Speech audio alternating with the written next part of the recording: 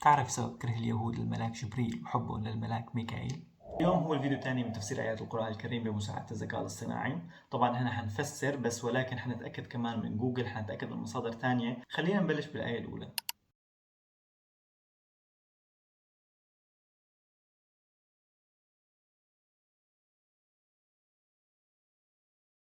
آيات من 67 ل 69 بتحكي عن قصة البقرة، وهي القصة يلي رب العالمين بيأمر سيدنا موسى إنه يحكي لليهود إنه يذبحوا بقرة لحتى يعرفوا مين هو القاتل. القصة كالتالي: إنه بيكون في قاتل بيقتل شخص بس ما بيعرفوا مين هو هذا القاتل، فبيطلبوا من سيدنا موسى إنه يحدد هوية القاتل. سيدنا موسى بأمر من رب العالمين بيأمرهم إنه يذبحوا بقرة لحتى يعرفوا مين هو القاتل. اليهود بيستغربوا من هذا الطلب، إنه هن بدهم يعرفوا مين القاتل وسيدنا موسى عم يطلب منهم إنه يذبحوا بقرة. بدل ما ينفذوا أوامر رب العالمين ويسمعوا لكلام سيدنا موسى شو بده يعملوا، وإنما بصيروا يماطلوا، بصيروا يطلبوا طلبات تانية. خلينا نعرف شو هي. بدنا تفاصيل أكثر عن البقرة، شو لونها، شو حجمها، وين بنلاقي. يعني صار بدهم تفاصيل، وكل ما عم يطلبوا أكثر كل ما عم يتشدد عليهم الطلب، فكل ما عم يماطلوا فعم تصير صفات البقرة أصعب وأصعب. واحدة من الصفات إنها كانت لا فارض ولا بكر. لا فارض ولا بكر يعني لا كبيرة بالعمر ولا صغيرة بالعمر، عوان بين ذلك يعني وسط بين هدول الاثنين. ثاني شرطه هو اللون، وكان صفراء فاقع. ومع هدول الشروط فهن ما بيهتدوا للبقرة، وبيضلوا عم يماطلوا، وبيرجعوا بيسألوا سيدنا موسى عن صفات تانية للبقرة.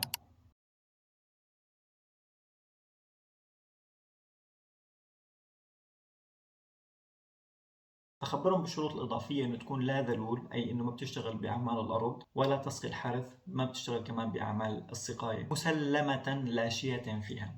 مسلمة، الله يغفر لي، أنا زمان كنت أقرأها غلط. هاي الجملة كنت أقرأها مسلمة، ما بعرف، ما كنت انتبه للشدة، كنت أقرأ مسلمة بس، ولكن هي مسلمة. مسلمة يعني من السالم، إنه اللي ما فيه أي عيب، اللي ما فيه أي خطأ. لا شية فيها يعني لا عيب فيها، أو إنه اللون تبعها يكون أصفر بدون أي عيوب، بدون أي اختلاف بالألوان. بعد هاي الصفات لحتى هن بيقولوا إنه الآن قد جئت بالحق، أو الآن جئت بالحق، إنه يعني لحتى يصدقوا. وبعدين إنه بيذبحوا البقرة وما كادوا يفعلون، يعني هن بيذبحوها ومترددين، يعني بدهم يذبحوها وما بدهم يذبحوها.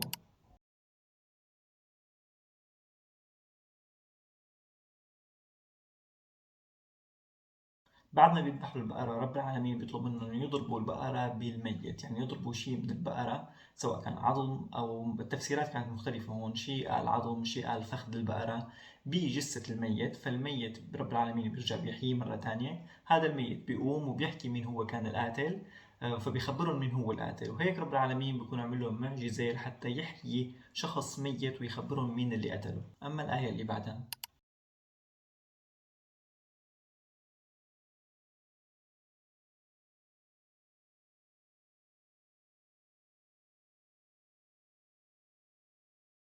آية 85 بتحكي عن تقاتل اليهود فيما بينهم. فيهود بني قريظة بيتحالفوا مع الأوس، ويهود بني النضير بيتحالفوا مع الخزرج. بصير في قتل، بصير في إخراج من البيوت، بعدين بصير في أسر. فلما بصير في قتل، إخراج من البيوت، فاليهود ما بيخططوا بالتوراة إنه هن ما لازم يقتلوا بعضهم، ما لازم يقتلوا، ولا يصير سفك دماء ولا إخراج من البيوت.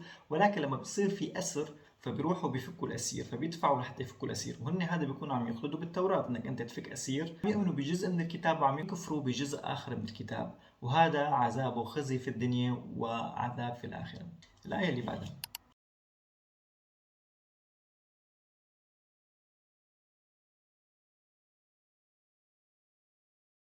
الآية 88 بتحكي عن عذر الكافرين أو عذر اليهود بهذاك الوقت. ليش إنهم عم يآمنوا؟ بأنه في غلاف على قلوبهم، وهذا الغلاف اللي ما عم يخليهم إنه قلبهم يؤمن بالرسالة، أو قلبهم يؤمن بالنبي اللي عم يجي لهم. الآية اللي بعدها.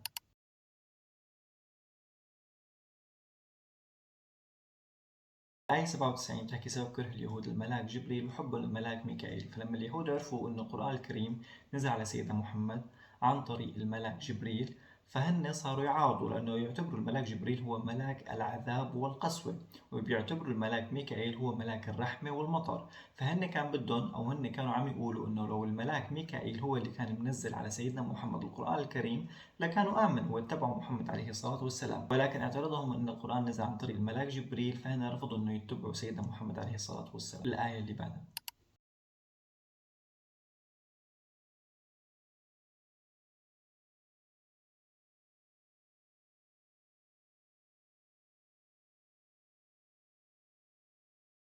الآية 102 بتحكي عن اللي بيتبعوا الشياطين وبيتبعوا السحرة، وبيقولوا إنه سيدنا سليمان كان ساحر، وإنما سيدنا سليمان كان عنده معجزات من رب العالمين، فهو ما كان ساحر ولا كان كافر برب العالمين، ولكن الشياطين هن اللي كفروا، فمن اتبع الشياطين فهن كفروا كمان. وعندنا كمان السحر الذي أنزل على الملكين هاروت وماروت، في عند تفسيرين، تفسير بيقول إنه في سحر أنزل عليهم ولكن رب العالمين نزله وهو اختبار للناس إذا حيلحقوهم وحيتبعوا هاروت وماروت ويتعلموا منهم السحر، على الرغم من انه هاروت وماروت كانوا عم يحذروا الناس من انه هذا السحر فيه فتنه. في تفسير ثاني بيقول انه رب العالمين حتى ما نزل السحر على هاروت وماروت، وهذا بيعني انه السحر مو من عند رب العالمين، والسحر بيستخدم باعمال الشر كالتفريق بين الزوج وامراته، ولكن لازم يكون في عندنا ايمان برب العالمين انه هو اللي وحده اللي بيضر، هو اللي وحده بينفع، وانه ما في اي سحر وما في اي قوه ثانيه ممكن تضرك او تنفعك الا رب العالمين. الايه اللي بعدها.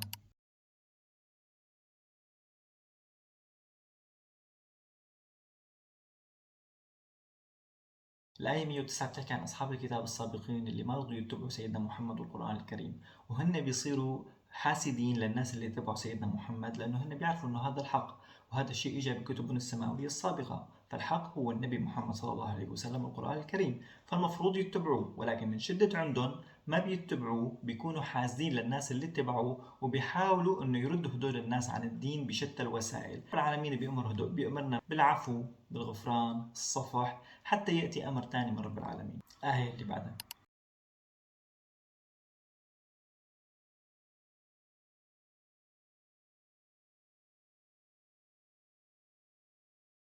الآية 124 بتحكي عن الاختبارات اللي خضع لها سيدنا إبراهيم عليه الصلاة والسلام، منا أمر رب العالمين بذبح ابنه، منا الختان وألقائه في النار، وكل هاي الاختبارات نجح فيها سيدنا إبراهيم وامتثل لأوامر رب العالمين، فجعل الله إماما على الناس. سيدنا إبراهيم طلب من رب العالمين أنه يكون من ذريته من ينال كمان الإمام، أنه يكون إمام، ولكن رب العالمين هون بفرجينا أنه هاي القصص ما بتصير إذا كان نبي أو ابن نبي، فهي بتصير عن طريق العمل الصالح، عن طريق الاختبارات، عن طريق الإيمان الصادق.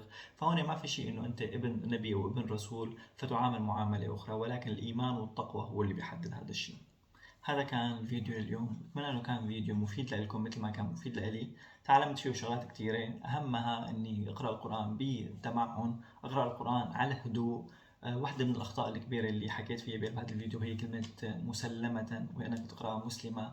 فاجأتني بشكل كبير اني انا قارئ القرآن او قارئ هي الكلمة بالتحديد يمكن 5 6 مرات، واقراها بنفس الطريقة، ولا مرة كنت انتبه فيها على التشكيل. فلو كنت عم اقرا بهدوء اكثر كنت اكيد حانتبه وكنت حاعرف المعنى. اكتبوا لي تعليقاتكم اذا في شيء حكيته غلط، يا ريت تصححوا لي، نحن هون لنتعلم، انا وياكم عم نتعلم من الذكاء الاصطناعي.